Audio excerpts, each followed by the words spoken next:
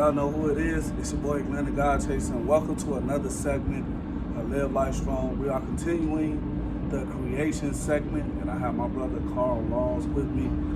He's going to give a background about who he is and what he's creating and what talents and what gifts he has, and what he thinks about being a creator. All right. It's good to have. I'm glad to be here, Glenn, to share on this platform. A little bit about myself. At the core of who I am has definitely been ministry. Been in church all my entire life, and just serving the people of God, whether it's through my job, whether it's in the church, whether it's doing any outside ministry at all. So for me, being a creator is, it's just being in alignment with your purpose and being in alignment with what God is calling you to do in the season that you're in. So that's what I feel like being that creator is all about. So tell me, what do you believe is your purpose? What I believe is my purpose is definitely helping others. Whether it's being there for our young people, whether it is teaching, whether it's doing something to show the true essence of who God is. Because I truly believe that when you encounter God for yourself, and when you encounter Him for yourself as your purpose, then you'll find your purpose. So what are did you do any type of schooling or what type of education? Yes. I have my bachelor's in psychology and theology.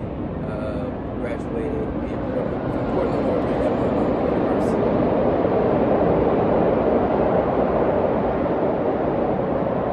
Gotta make the travel pass. For people that don't know, what is theology?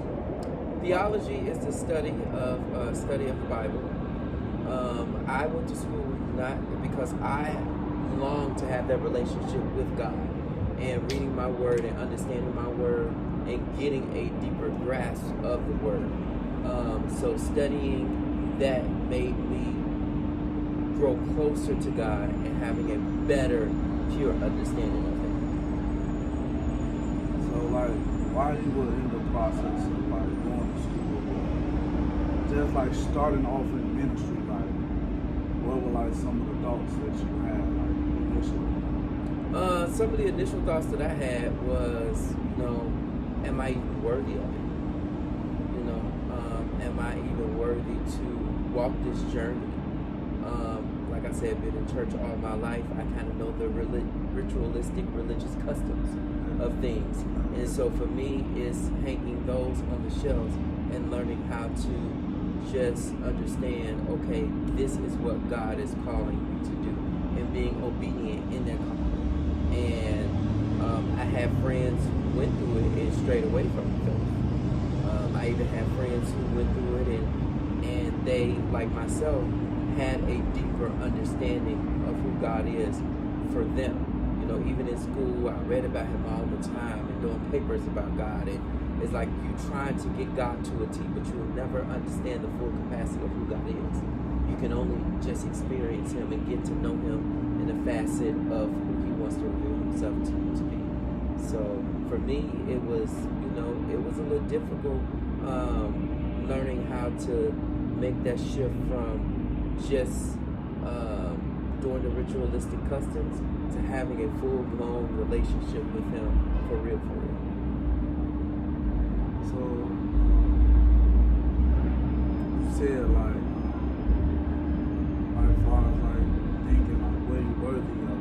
So I think a lot of us, when we are called to something, we have a gift, or we feel I have an idea and I want to create.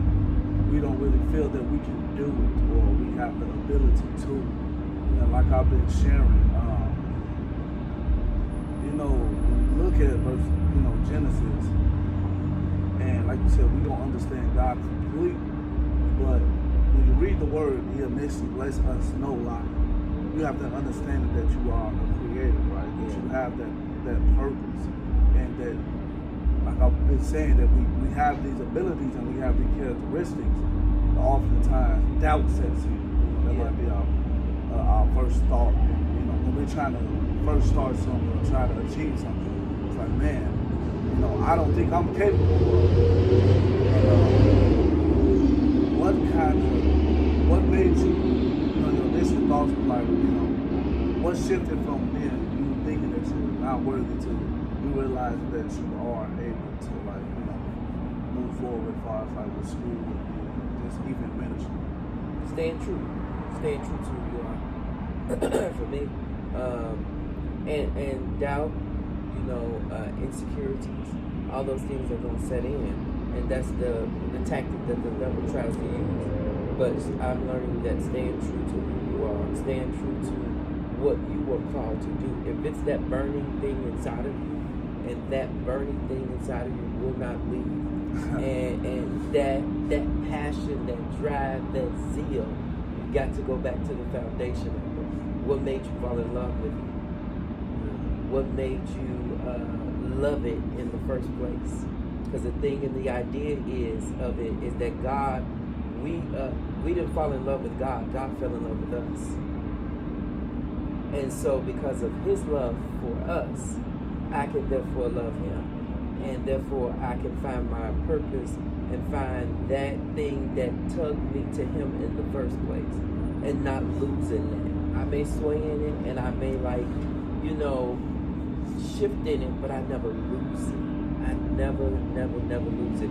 The thing that the enemy comes to do, comes to kill, steal, and destroy. So he's looking for us to walk in that self-doubt, to walk in those insecurities, and walk in those things that, that we are opposite of what God is calling us to be for real.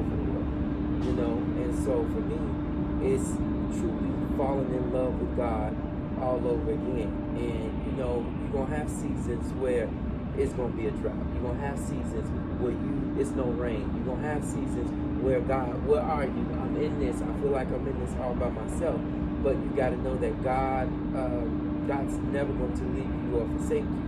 He's going to be with you, and he's going to walk with you through those times. But learning for me, it's just like, you just got to stay true to it.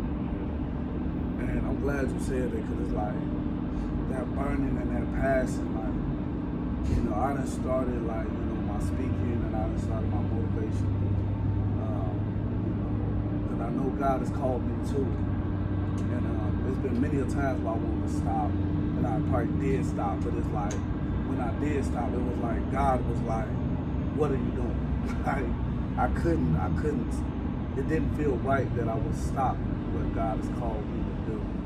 And my next question is like, what are you doing in ministry right now, or what have you done in the past? Like, have you been a deacon?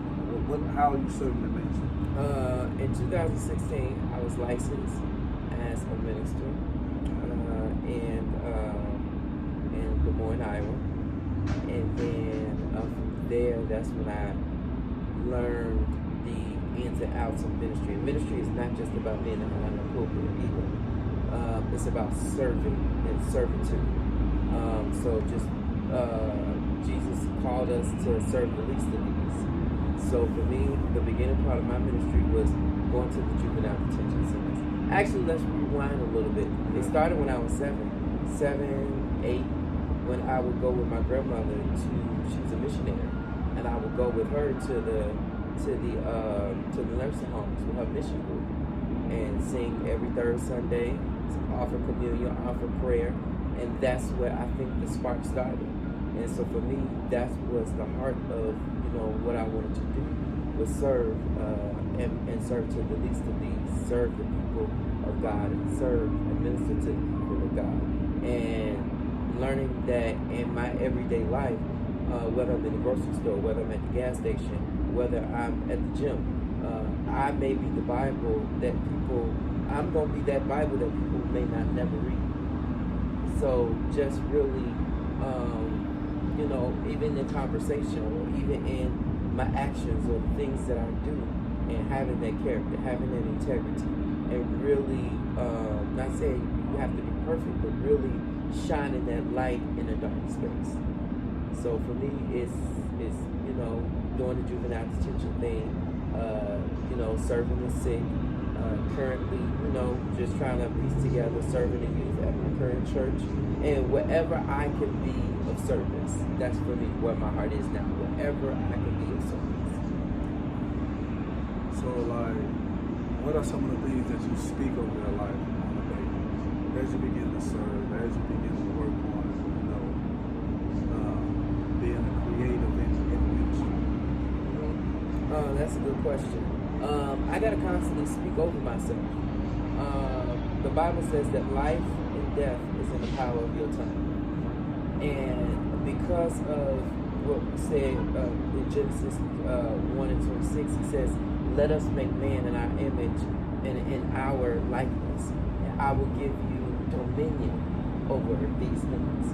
And I think that for me, it's learning how to have power over it and not let it have power over me.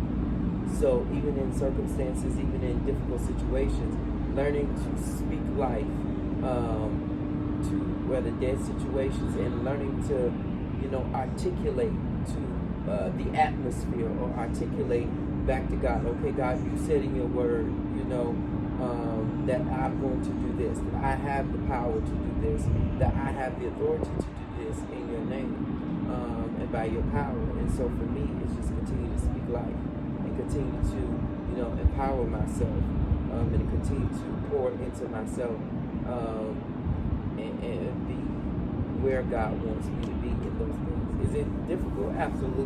Yeah, the journey is not easy, but you got to have the right frame of mind and the right perspective. So, I like what you said, like, not allowing the situation to have power. You know what I'm saying? Realizing that, there is power in the tongue. And a lot of times, a lot of people don't realize what they are speaking over their life. And we do have trials, we do have tribulations, and in those moments, it's so easy to say, like, man, my situation isn't going to get better, or, man, I don't think, what I'm building or how I'm serving is going to impact the world. You know what I'm saying? And then you look and you see you don't have no motivation, you don't have no drive, like you say, you don't have no zeal to do these things because you have spoken them already. Yeah. And I think a lot of times that hinder us from actually being creative or changing our lives. Yeah. So like you said, it's so powerful to realize there is power in life and death in the tongue, and we speak every day, whether we're speaking to people and how we speak about our own selves. And my next question is, like, what type of actions are you taking in order to, create, like, whether it's changing your life or, working towards having that, that youth ministry, or, being even in, I think you were talking about, like, you want to serve in ministry as far as, like, the corrections, Yeah. ministry and things like that. Like, what actions are you taking in order to do that? I think understanding that you have to do the work and craft the things that God has given to you. And so for me, I've always taken the notion that God never, God is not going to God is not going to just call you, but He's going to equip you and prepare you. And understanding that in this season of my life, sometimes you just have to be in the preparation process. You're not going to learn things or get things immediately, but it's a preparation. God prepares those whom He calls. You don't have to already have Him for God to call you, and then, have it, then He calls you, but He prepares those in whom He calls. And so for me, just being in the season of preparation, in the season of waiting, I've never let go of my ultimate goal. My ultimate goal and my ultimate aspiration that I feel like God is calling me to ever since I was young is to be a chaplain.